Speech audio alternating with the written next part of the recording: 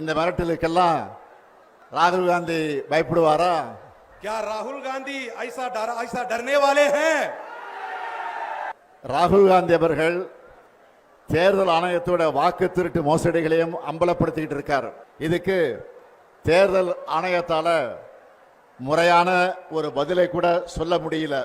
ராகுல் காந்தி அவர்கள் உறுதிமொழி பத்திரம் தாக்கல் செய்யணும், மன்னிப்பு கேட்கணும்னு தலைமை தேர்தல் ஆணையர் ஞானேஷ்குமார் சொல்லுகிறார். இந்த மிரட்டலுக்கெல்லாம் ராகுல் காந்தி பயப்படுவாரா?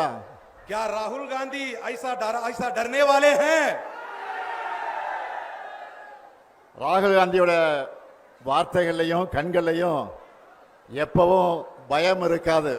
राहुल गांधी जी की आंखों में और शब्दों में कभी डर नहीं होता.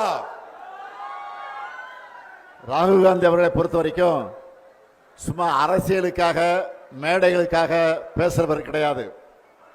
தான் பேசுற ஒவ்வொரு வார்த்தையும் மிகுந்த கவனத்தோடு பேசுறவர் அவர்.